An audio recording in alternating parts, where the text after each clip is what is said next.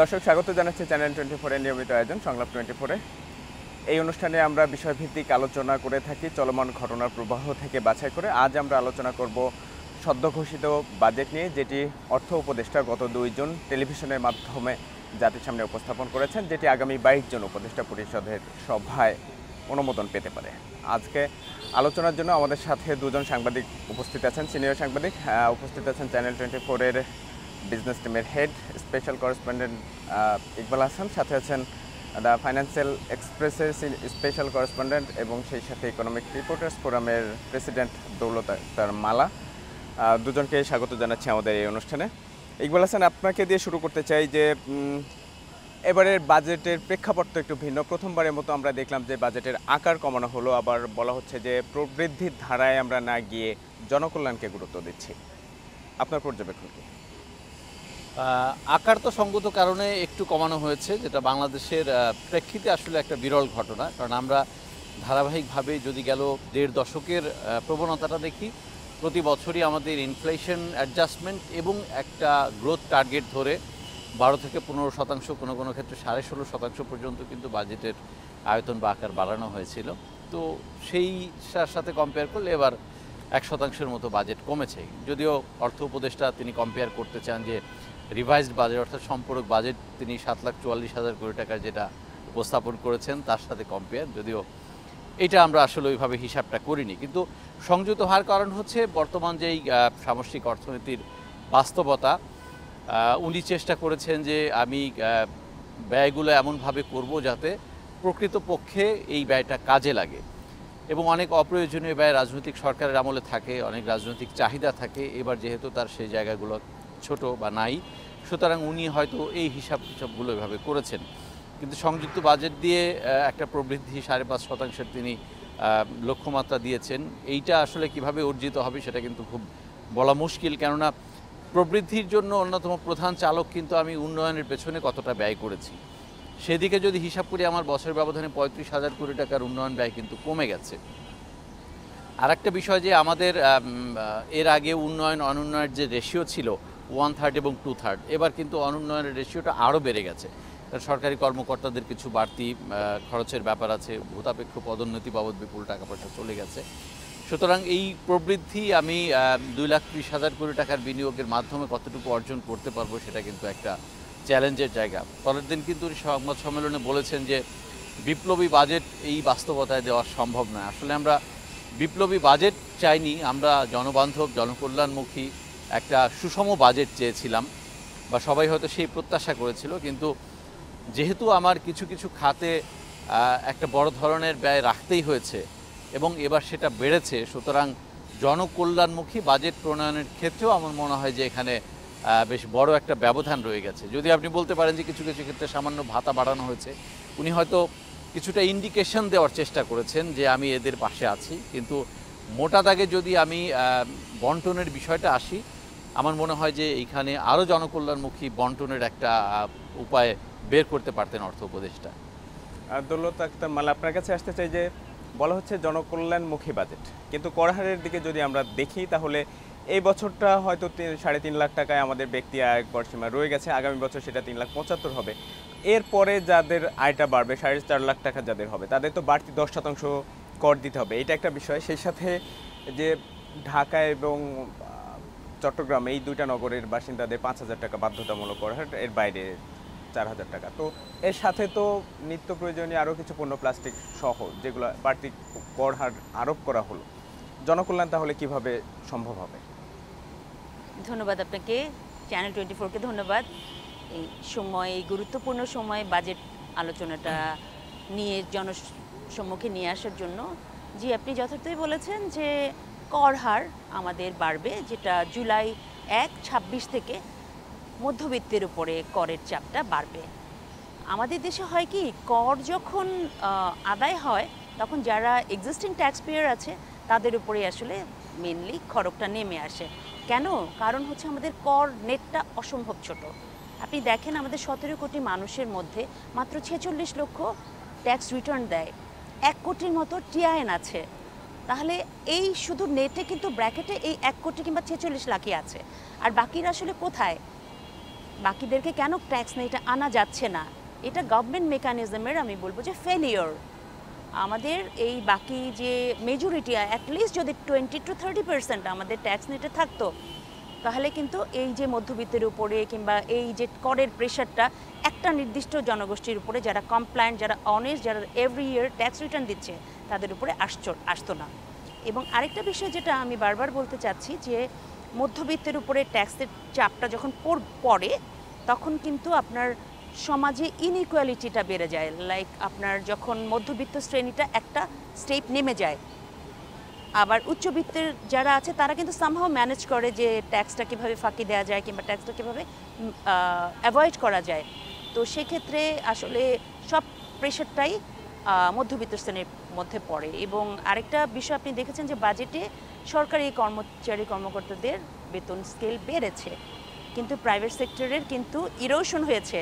যে এক্সিস্টিং যে salary, real income, ইনফ্লেশনকে আপনি যদি ধরেন তাহলে কিন্তু প্রাইভেট সেক্টরের বেতন কমে গেছে, বছরওয়ারি কমে যাচ্ছে। তো সেক্ষেত্রে আপনি যখন বাজারে যাবেন কিংবা একজন সরকারি কর্মকর্তা যখন বাজারে যাবেন তখন আসলে আমাদের কিন্তু পারচেজিং পাওয়ার, যেটা ক্রয় ক্ষমতা, এটা কিন্তু প্রাইভেট সেক্টরের ইরোশন হচ্ছে। সেখানে ইনকাম ইনইকুয়ালিটি যেটা খুব বড় আকারে আমাদের দেশে একটা আবির্ভূত হয়েছে। আপনি জানেন যে আমরা বলি যে জিনি কোএফিশিয়েন্ট, যেটা ওয়ার্ল্ড ব্যাংকের ইন্ডিকেটর, এখানে আমরা একটা ডেঞ্জার লেভেলে চলে গেছি। আমার কাছে মনে হয় যে প্রাইভেট সেক্টরে এই জিনিসটা অ্যাড্রেস যদি না করে এই ইনকাম ইনইকুয়ালিটিটা বেড়ে যাবে। কী হবে, মধ্যবিত্ত শ্রেণী যারা আছে আমরা নিচের দিকে নামতে থাকবো, আলট্রা পুয়ার হয়ে যাব, এক্সট্রিম পুয়ার হয়ে যাব। এই জিনিসটা কিন্তু সমাজে অস্থিতিশীলতা তৈরি করে। এবং জব মার্কেট, যেটা একটু আপনি জিজ্ঞেস করেন নাই, তারপর একটু বলি যে ইকবাল সাহেব যেটা বললেন যে হ্যাঁ আমাদের এডিপি ডেভেলপমেন্ট এক্সপেন্ডিচার কাট হয়েছে, তাই না? আমাদের এমপ্লয়মেন্ট যদি জেনারেট না হয়, আমাদের ডেভেলপমেন্ট এক্সপেন্ডিচার যদি কমে যায়, তাহলে কিন্তু এই যে অস্থিতিশীল পরিস্থিতি এটা কিন্তু আরও বেড়ে যেতে পারে। আপনি আরেকটা কথা বলেছেন যে আমাদের নিত্য প্রয়োজনীয় দ্রব্যের উপরে কিন্তু কর ছাড় এসেছে এবার। গতবার যেটা হয়েছে যে চাল, ডাল এবং আটা, পালসেস, এগুলোর ওপরে একটা সাপ্লাইয়ের উপরে একটা ট্যাক্স দিয়েছিল, এবার এটা কমিয়ে দিয়েছে, 50% কমিয়ে দিয়েছে। তো সেক্ষেত্রে একটা কমফোর্ট আসার কথা, কিন্তু কর হার কমলেই যে আমরা মার্কেটে সেটার প্রতিফলন দেখি তা না। মার্কেট মেকানিজম, সিন্ডিকেশন, আপনারা জানেন যে একটা শ্রেণী কিন্তু এই করের অর্থটা পকেটে নিয়ে নেয়। তো সেই জিনিসটাতে যদি গভর্নমেন্ট অ্যাড্রেস না করে তাহলে কিন্তু মুশকিল। এবং এই বাজেটটাকে আমি বলবো যে একটা ঠেকা দেওয়ার বাজেট। আপনি জানেন যে আমাদের ইনফ্লেশন হাই, ব্যাংকিং সেক্টরের একটা বড় একটা টাকা বাইরে চলে গেছে, ইকোনমি স্ট্রাগল করছে। তো সেই ক্ষেত্রে আসলে অর্থ উপদেষ্টা যে খুব বেশি অ্যাম্বিশিয়াস বাজেট দেননি, খুব কথার ছুরি দেননি। তো এটা আমি অবশ্যই সাধুবাদ জানাবো, কিন্তু কিছু কিছু সেক্টরে আসলে গ্যাপ রয়ে গেছে। ইকবাল হাসান, আপনার কাছে আসতে চাই যে এবারের বাজেট অপচয়, অসঙ্গতি, অযাচিত ব্যয় কমানোর বাজেট বলছেন কেউ কেউ। আমরা দেখলাম যে এডিপির মতো খাতেও বরাদ্দ বেশ খানিকটা কমানো হলো। কী ধরনের প্রভাব পড়তে পারে? আমি এর আগে মালা আপার একটা প্রসঙ্গে একটু বলতে চাই যে দেখেন আমাদের রেভিনিউর যে টার্গেটটা এবার দেওয়া হয়েছে, মালা আপা তো খুব নিবিড়ভাবে দীর্ঘদিন ধরেই এনবিআর সংক্রান্ত খবর সংগ্রহ করেন এবং লিখেন। দেখেন 5 লাখ কোটি টাকা আমাদের যতদূর মনে পড়ে সম্ভবত এক অর্থ বছরে আমরা 4.25 লাখ কোটি টাকার উপরে আয় করতে পারিনি। এবারও বড় একটা গ্যাপ থেকে যাবে, এটাও আমরা মোটামুটি নিশ্চিত। তো এইখান থেকে আমি 5 লাখ কোটি টাকার একটা আয়ের লক্ষ্যমাত্রা দিলাম, সেটা কতটুকু যৌক্তিক বা বাস্তবসম্মত, এখানে কিন্তু একটা বড় প্রশ্ন আছে। কারণ দেখেন আমার যদি 1 কোটি টিআইএন থাকে, তার মধ্যে যদি 45 লাখ এখন পর্যন্ত জমা দেয়, ওই আরও 55 লাখ বাড়িয়ে ওই 1 কোটিকে যে নিয়ে আসবো, সেটারও কিন্তু কোনো দিক নির্দেশনা বা নতুন করে কোনো উদ্যোগ এবারের বাজেটে দেখানো হয়নি। আবার নতুন করে এর আগে আমরা দেখলাম যে টিআইএন বাড়ানোর ক্ষেত্রে কিন্তু বাধ্যবাধকতা ছিল, কিছু কিছু ক্ষেত্রে টিআইএন জমা দেওয়াটা বাধ্যতামূলক ছিল, সেটা কিন্তু এবার কমানো হয়েছে। তার মানে আগে যেই গতিতে আমার জালটা বিস্তৃত হতো সেই গতি এবার আরও কমবে বলে আমরা মনে করছি বা মনে হচ্ছে আপাতত দৃষ্টিতে। সুতরাং এই রাজস্ব আয়ের লক্ষ্যমাত্রাটা কিন্তু শেষ পর্যন্ত কোথায় গিয়ে ঠেকবে এটা বলা মুশকিল। এখন দেখেন আমি আয়টা যদি আমার এখানে বড় একটা গ্যাপ থেকে যায়, স্বাভাবিকভাবে আমার ব্যয়ে কিছু কিছু ক্ষেত্রে মানে টান দিতেই হবে, এবং সেটার একমাত্র জায়গা হচ্ছে এডিপি। তো আপনি 2,30,000 কোটি টাকা লক্ষ্যমাত্রা ধরেছেন বটে। ওয়াহিদুদ্দিন মাহমুদ তিনি পরিকল্পনার মানুষ, নিশ্চয়ই এমন কোনো প্রজেক্ট উনি নেননি যেখানে অপচয় হবে, অপব্যয় হবে। কিন্তু অর্থের সংস্থান আদৌ তিনি এই 2,30,000 কোটি টাকা করতে পারবেন কি না, এটা কিন্তু বড় সন্দেহের জায়গা। আমাদের এডিপিতে গেল কয়েক বছর ধরে একটা চর্চা দেখে আসছি যে আমাদের যে ডেফিসিট ফিনান্সিং থাকে তার সমান সমান এডিপি থাকে, অর্থাৎ পুরোটাই ধার করে আমার এডিপিটা অর্থায়ন করতে হয়। তো এবার দেখলাম যে না, ধারের লক্ষ্যমাত্রাটা আরও একটু কম, এডিপির অঙ্কটা আরও একটু বেশি। কিন্তু এই ধারের অঙ্কটাও আমরা দেখেন বিদেশি অর্থায়নের ছাড়ের চেয়ে এখন আমাদের পরিষেবার প্রবণতাটা বেশি, সুতরাং নিট ওখান থেকে প্রাপ্তির অঙ্কটা কিন্তু দিন দিন আমার কমে যাচ্ছে। কারণ আমি তো এখানে কোনো দক্ষতা বাড়াইনি, যে কারণে আমি পাইপলাইন থেকে ছাড়ের যে প্রবণতা সেটা বাড়াতে পারবো। অন্যদিকে আমার আউটফ্লো কিন্তু বেড়ে যাচ্ছে, অলরেডি $3.5 বিলিয়ন 10 মাসে কিন্তু আমি দিয়ে দিয়েছি। সো এইখানে যে একটা ব্যালেন্স ওয়েতে সরকার ফিনান্সিং করতে পারবে রেভিনিউ আর্নিং বা ডেফিসিট ফিনান্সিং বা ওভারঅল বাজেট বাস্তবায়নের ক্ষেত্রে, এটা বলা কিন্তু মুশকিল। তৃতীয়ত, একটা সামঞ্জস্যপূর্ণ বা ব্যয়ের ক্ষেত্রে আমরা অপচয় লিকেজবিহীন একটা ব্যয় করব, এইটা দেখেন আমাদের যারা ব্যয় করেন, যারা মাঠে কাজ করেন, তাদের দক্ষতা তো আমি গেল 10-12 বছরে বাড়াতে পারিনি। এবারও যে আমি তাদেরকে ঢেলে সাজানোর একটা উদ্যোগ নিলাম তা তো না। সুতরাং আমি 100 টাকা আগে যার মাধ্যমে ব্যয় করতাম ওদেরকেই তো আমি সেই দায়িত্ব দিচ্ছি। ও যদি আগে 100 টাকাটা 80 টাকা খরচ করতো, 20 টাকা লিকেজ হতো, এবার হয়তো ওই লিকেজটা 10 টাকা কমে 90 টাকা হবে, কিন্তু এটা যে একেবারে জিরো হয়ে যাবে এটা মনে করার কিন্তু কোনো কারণ আমি দেখছি না।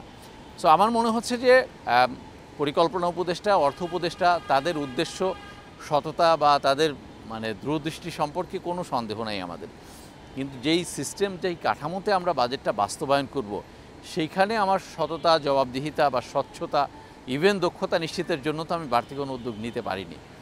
আমার তাই মনে হয় যে দিন শেষে এটা গতানুগতিক বাজেট তিনি যেমন দিয়েছেন, বাস্তবায়নের ক্ষেত্রেও আমাদের মোটামুটি কাছাকাছি একটা জায়গায় হয়তো থাকবে। এই যে বাস্তবায়নের সাথে যারা জড়িত তারা আসলে কতটুকু সরকারের সাথে আন্তরিকতা নিয়ে কাজ করেন, আপনার কাছে আসবো এই প্রশ্নটা নিয়ে। তার আগে মালাপা, আপনার কাছে একটু জানতে চাই যে রাজস্ব আদায়ের ক্ষেত্রে এনবিআর এর পদ্ধতিগত যে ত্রুটি, দুর্বলতা আছে, এটাকে কিভাবে দেখেন? যে প্রতি বছর লক্ষ্য দেওয়া হয়, কাঙ্ক্ষিত লক্ষ্য অর্জন হয়েছে এরকম ঘটনা তো নাই। পদ্ধতিগত জটিলতার কথা কিংবা ফ্লজ, যেটা সীমাবদ্ধতা, সেটার কথা যেহেতু বললেন, আপনারা দেখেন যে আমাদের কিন্তু সবসময় রেভিনিউ কালেকশনের ক্ষেত্রে খুব সহজ পন্থাটা বেছে নেওয়া হয়। একটু ড্রাইভ দেয়া কিংবা একটু এফোর্ট বেসড কালেকশনের থেকে আমরা কিন্তু সোর্সে ট্যাক্সটা বাড়িয়ে দেয়া। এবার যেটা হয়েছে, যেমন একটা ট্যাক্সকে আমরা যারা ট্যাক্স নিয়ে লিখি কিংবা যারা কাজ করে সবাই প্রাইভেট সেক্টর কালো ট্যাক্স কিংবা কালো আইন হিসেবে আখ্যায়িত করে। এটা বছরের পর বছর সেটা হচ্ছে সোর্সে একটা ট্যাক্স কেটে নেয়, যেটা কোম্পানিরা দেয়, লাভ কিংবা লস যাই হোক না কেন তাকে 0.6% ট্যাক্স দিতে হতো, সেটাকে বাড়িয়ে এবার 1% হয়ে গেছে। তার মানে একটা কোম্পানি যদি লসও করে তাকে 1% ট্যাক্স দিতে হচ্ছে। এই যে মেজারটা, ফিসক্যাল মেজারটা, এটা থাকা উচিত কি না উচিত সেটা নিয়েই অনেক তর্ক বিতর্ক ছিল, সেখানে এবার এটা বাড়িয়ে দেওয়া হলো। তো সেক্ষেত্রে এই ধরনের এগুলোকে বলা হচ্ছে ট্যাক্স জাস্টিসের ক্ষেত্রে এগুলো হচ্ছে ব্যত্যয়।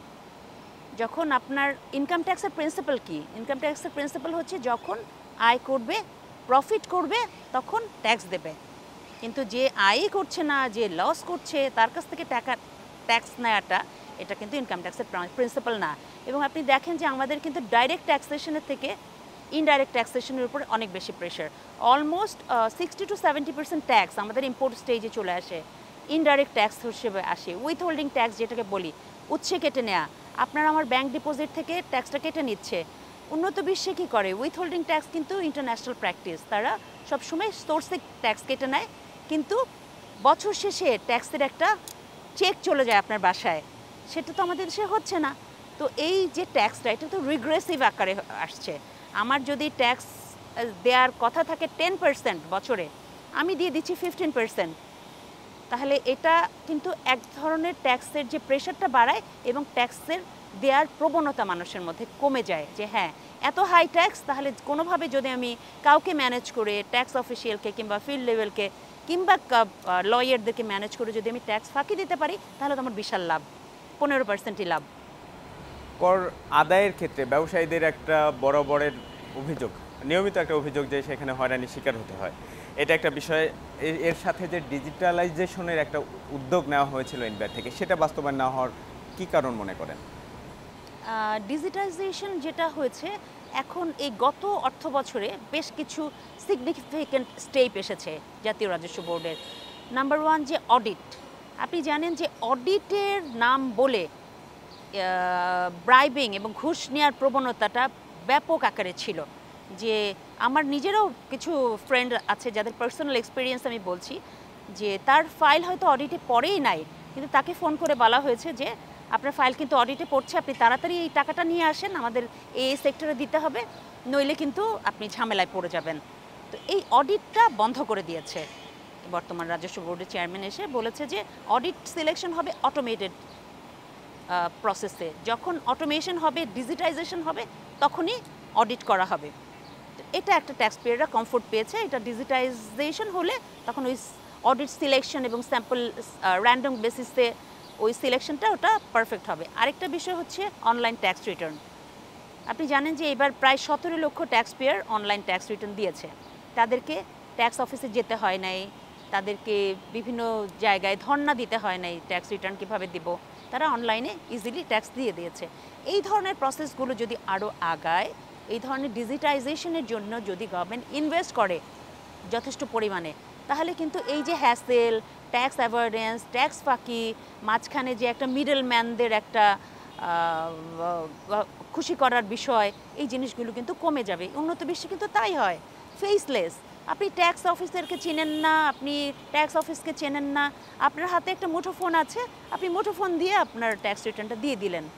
সেক্ষেত্রে কিন্তু ট্যাক্স পেয়ার যে হ্যারাসমেন্ট এবং নেগেটিভ পারসেপশন গভর্নমেন্টের কিংবা ট্যাক্স অফিসিয়ালদের ইয়েতে, যে এখানে গেলেই তো আমি একদম জালে আটকা পড়ে যাব, তারপরে আমি আর সারা জীবন আর বেঁচে মানে আর এটা অ্যাভয়েড করতে পারবো না, আমাকে সারা জীবন দিয়েই যেতে হবে, ঘুষও দিতে হবে, ট্যাক্সও দিতে হবে।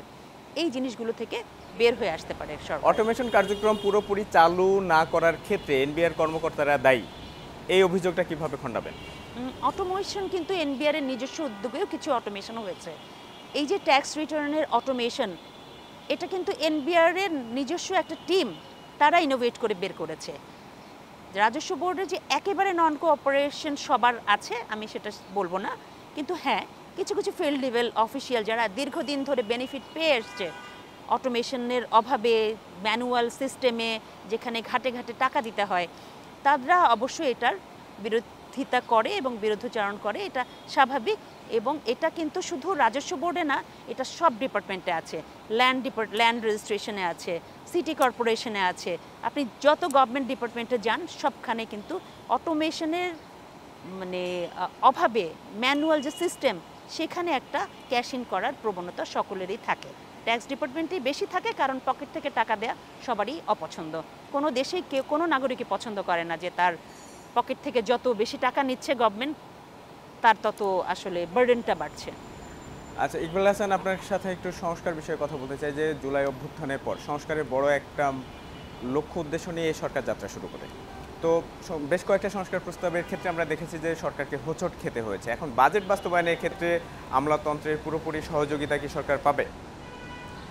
এর আগে আমি কর বিষয়ে জাস্ট একটা কথা বলতে চাই যে দেখেন, কর আদায়ের মূল উদ্দেশ্য হচ্ছে যে সমাজের যে বৈষম্যটা থাকে সেটাকে কমানো, অর্থাৎ আমি ধনীদের কাছ থেকে টাকা নিয়ে গরিবদের মাঝে তার জীবনযাত্রার মান উন্নয়নে ব্যবহার করব।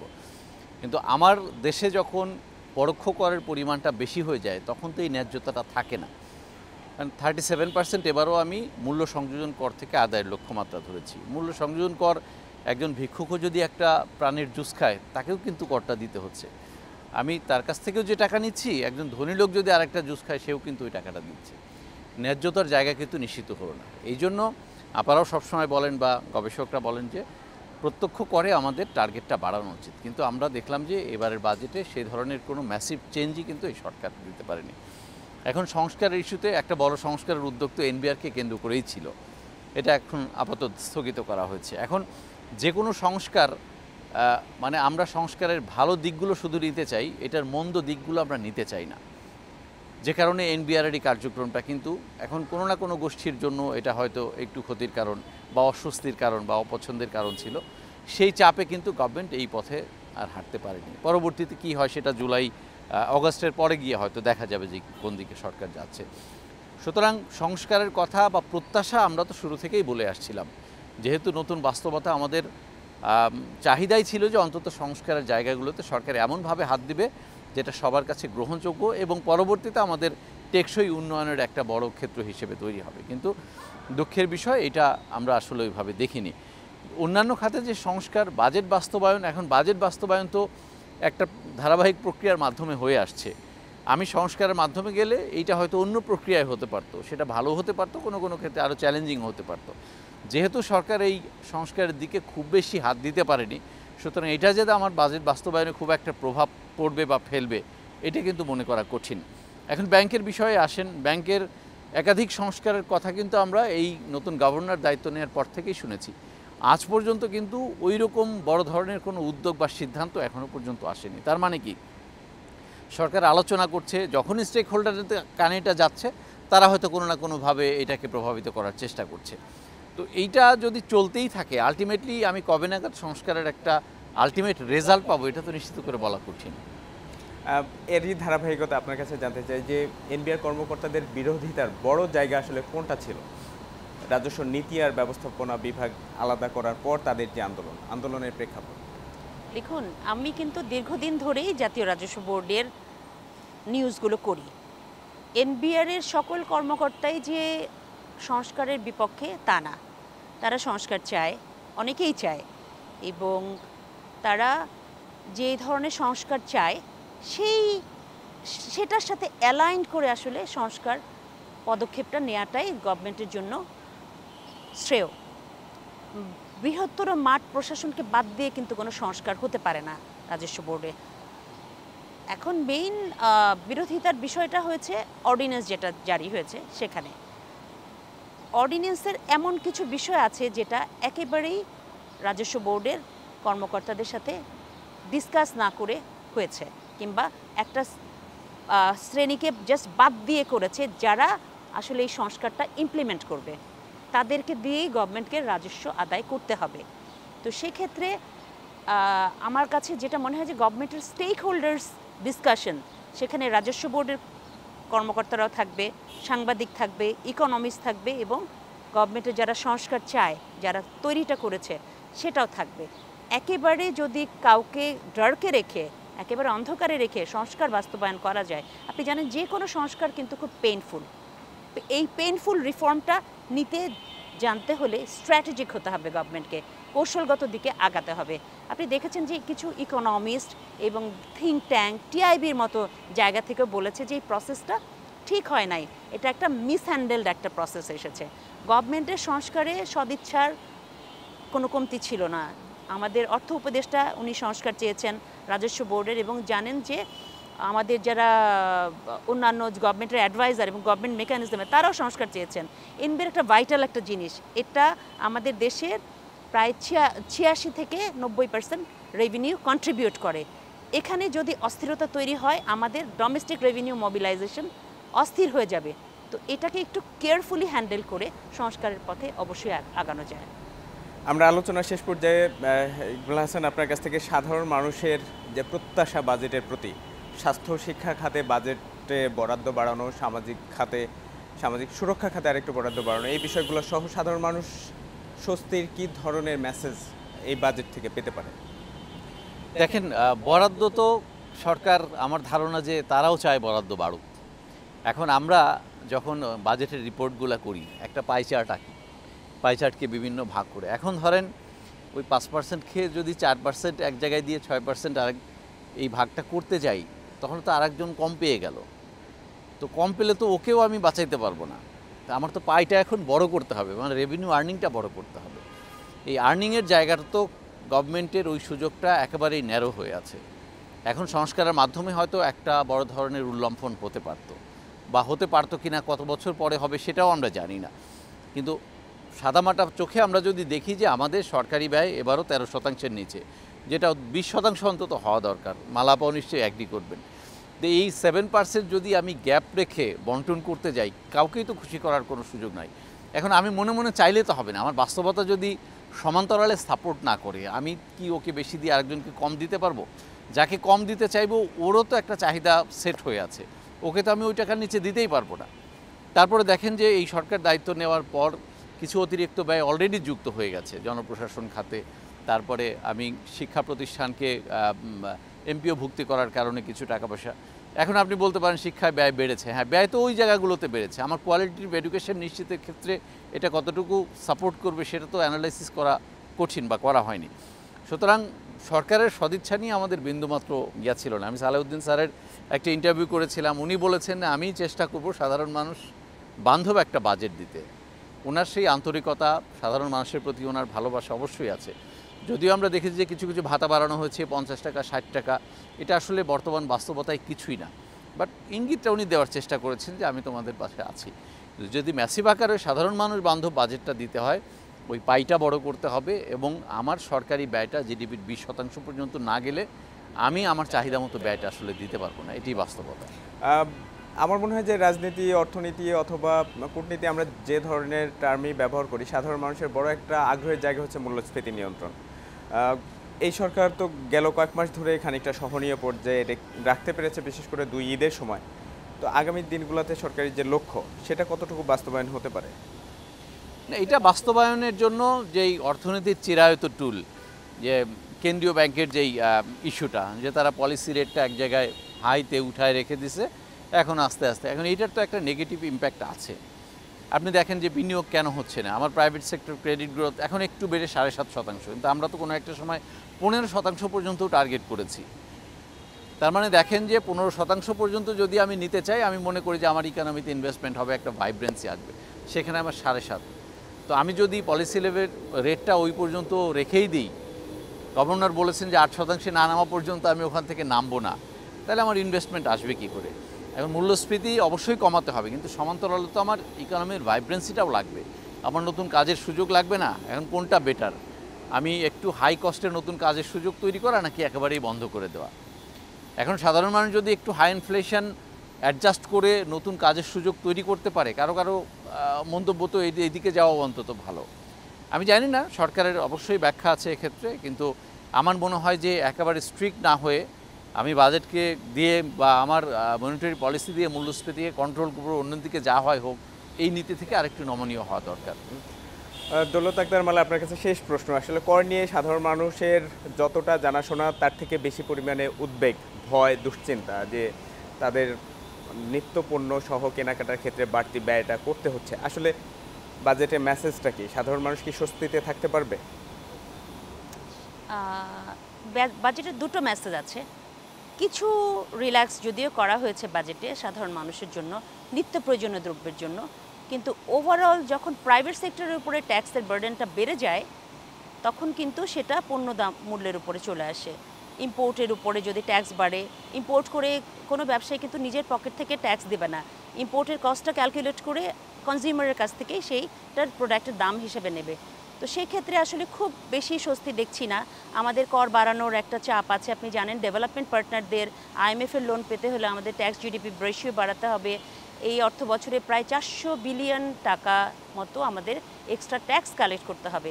সেই ক্ষেত্রে আসলে গভর্নমেন্টেরও হাত পা বাঁধা, যে এক্সিস্টিং যে ন্যারো ট্যাক্স বেস আছে, এখান থেকেই গভর্নমেন্ট ট্যাক্স কালেক্ট করার চেষ্টা করছে। ট্যাক্সের বেস খুব একটা বেড়ে যাচ্ছে না, এবং যেহেতু এবারের বাজেট খুব একটা বিপ্লবী ধরনের বাজেট হয়নি, তো সেক্ষেত্রে আমাদের অর্থ উপদেষ্টা এক্সিস্টিং যে মেকানিজম, বিদ্যমান পরিস্থিতি, এখানেই উনি অ্যাডজাস্ট করার চেষ্টা করেছে, এবং সেক্ষেত্রে আসলে ব্যবসায়ীদের উপরে করের ভার, করের বোঝাটা বেড়েছে, যেটা কনজিউমারের উপরে আসবে, এবং আসলে আমাদের জনজীবনে খুব একটা দ্রব্যমূল্যের ঊর্ধ্বগতি থামানোর কিংবা খুব একটা কমফোর্ট পাওয়ার খুব একটা পসিবিলিটি আমি দেখছি না। এবং ইকবালের একটা কথায় আমি একটু টেনে বলি যে সোশ্যাল সেফটি নেটের ক্ষেত্রে যে আমাদের হেলথ এবং এডুকেশন, এটার যে বাজেটটা বাড়ানো, এটার বাজেটটা গভর্নমেন্ট বাড়াতে পারেনি, একটু কমে গেছে কিছুটা। তো আপনি জানেন যে আমাদের বিভিন্ন রিফর্ম কমিশন হয়েছে, মুর্শিদ স্যারের একটা রিফর্ম কমিশন হয়েছে, এবং হেলথ কমিশন একটা রিপোর্ট দিয়েছে। হেলথ কিন্তু খুব সেন্সিটিভ একটা জায়গা, যে আমরা দেশের বাইরে চলে যাচ্ছি ট্রিটমেন্টের জন্য, আমাদের এখানে আসলে এরকম হেলথের মেকানিজম ডেভেলপ হয় নাই, তো সেই ক্ষেত্রে একটু অ্যাডজাস্টমেন্ট হয়তো হেলথ এবং এডুকেশন সেক্টরে করলে একটা কমফোর্ট, ইনডাইরেক্টলি একটা কমফোর্ট আসতে পারতো আমাদের। আমি আসলে বাজেট থেকে একটু স্বস্তির খবর জনসাধারণকে দিতে চাই জনাব ইকবাল হাসান, যে সরকার তো নানা দিক থেকে উদ্যোগ নিয়েছে যে বেসরকারি খাতে বিনিয়োগ বাড়ানোর জন্য, দেশের বাইরে থেকে বাজেট সহায়তা নিয়ে আসার জন্য, মূল্যস্ফীতি নিয়ন্ত্রণে রাখার জন্য। আবার যদি দেশের বাইরে থেকে একটা পর্যাপ্ত বাজেট সহায়তা পাওয়া যায় তাহলে সেক্ষেত্রে কি কর্মসংস্থান তৈরিতে খুব সহায়ক হবে কিনা, আবার এই যে মূল্যস্ফীতির নিয়ন্ত্রণ সাধারণ মানুষের বড় যে জায়গাটা, স্বস্তির মেসেজ কি আসলে নাই? আমি একটু আপনার কাছ থেকে। না, স্বস্তির মেসেজ দেখেন, মেসেজ তো অনেকগুলোই আছে, কোনটা স্বস্তির কোনটা অস্বস্তির রেজাল্টটা একটু, আমার কোনো বাজেট সহায়তাই কিন্তু ডিরেক্টলি আমার এমপ্লয়মেন্ট ক্রিয়েট করতে পারে না। এটা এমপ্লয়মেন্ট ক্রিয়েট করতে পারে আমার লোকাল ইনভেস্টমেন্ট এবং এফডিআই। এখন লোকাল ইনভেস্টমেন্টের জন্য দীর্ঘদিন ধরে ব্যবসায়ীদের যে ক্রাইসিসগুলা, সেইখানে তো খুব একটা সমাধানের ইন্ডিকেশন নাই এখানে, বরং কিছু কিছু ক্ষেত্রে ট্যাক্স বাড়িয়ে তাদেরকে আরও চাপে ফেলার একটা। আপনি দেখেন ম্যানমেড ফাইবার বাংলাদেশের মানে ফিউচার এক্সপোর্টের সবচেয়ে বড় টুল, এখানে কিন্তু কর বাড়ানো হয়েছে, তুলার উপর করের পরিমাণ বাড়ানো হয়েছে। তো এতে তো আমাদের সবচেয়ে লার্জেস্ট যে এক্সপোর্ট সেক্টর আরএমজি এবং টেক্সটাইল, তারা তো বাড়তে চাপে পড়ছেন। এনার্জি ক্রাইসিস তো দীর্ঘদিন ধরে চলছে। এখন এবার হয়তো নতুন কূপ খনন বা এলএনজির উপরে 15% যে ভ্যাট ছিল এইটা কমানো হয়েছে বা বাদ দেওয়া হয়েছে, এটা হয়তো সাময়িক একটু স্বস্তি দেবে। কূপ খননের কথা আপনি 10টা বাজেট পড়ে দেখেন, ওই একই কথা কিন্তু আছে যে নতুন কূপ খননের মাধ্যমে গ্যাসের সাপ্লাই বাড়ানো যেতে পারে। তো আলটিমেটলি এই জায়গাটায় কিন্তু বড় ধরনের বিনিয়োগ গেল 15 বছরও খুব একটা হয়নি, সুতরাং এখন যে হবে এটা নিশ্চিত করে বলা যাচ্ছে না। যদি ইনভেস্টমেন্ট সিনারিওটা তারা চেঞ্জ করতে পারে, আমার লোকাল ইনভেস্টররা যদি ফিল করে যে হ্যাঁ ব্যবসার পরিবেশ ফিরে এসেছে, অটোমেটিক কিন্তু আমার এফডিআই আসবে। আমি সম্মেলন করে যে এফডিআই আনতে পারে, বিদেশি ব্যবসায়ীরা তো আরও বেশি ক্যালকুলেটিভ। এখন আপনি কষ্ট করে একটা টাকা ইনকাম করে অন্য দেশে বিনিয়োগ করবেন, আগে তো তাদের সাথে কথা বলবেন যে ভাই তোমরা কেমন আছো। এই মেসেজটা মনে হয় আমাদের এখানে একটা গ্যাপ তৈরি হয়ে আছে, যে বিদেশি বিনিয়োগকারীদেরকে বললেই যে তারা চলে আসবে, এটা একটা ভুল কনসেপ্ট। এখন আপনার যদি হিউজ ইনভেস্টমেন্ট না আসে, এমপ্লয়মেন্ট যদি না বাড়ে, ইনফ্লেশন হয়তো সেগুলো হলে আরেকটু বাড়বে, কিন্তু আমার তো দরকার আগে এই জায়গাগুলোতে সামাল দেওয়া। আমার মনে হয় যে সমান্তরালে আমার ইনফ্লেশন কন্ট্রোল এবং ইনভেস্টমেন্ট বাড়ানোর একটা মানে প্যারালাল পলিসি নেওয়া দরকার। হ্যাঁ, আপনাদের এইরকম আলোচনা ঠিক অর্থ উপদেষ্টার বক্তব্যে আমরা সংবাদ সম্মেলনে দেখলাম যে তিনি বলেছিলেন গতানুগতিক ধারার বাইরে গিয়ে তিনি খুব একটা বাজেট প্রণয়ন করতে পারেননি, তবে জনকল্যাণে তার গুরুত্বটা সব দিক থেকে ছিল। আমাদেরও প্রত্যাশা থাকবে যে এই বাজেট পুরোপুরিভাবে বাস্তবায়িত হোক, সেটা জনকল্যাণের জন্যই বাজেট বাস্তবায়িত হোক। আজ শেষ করতে হচ্ছে এখানেই। আপনাদের দুজনকে অসংখ্য ধন্যবাদ আমাদের সময় দেওয়ার জন্য। দর্শক, এই ছিল আমাদের আজকের আলোচনা। নতুন কোনো অতিথি আর নতুন কোনো বিষয় নিয়ে আমরা হাজির হব আবারও আগামী অনুষ্ঠানে। সে পর্যন্ত ভালো থাকুন। ধন্যবাদ সবাইকে।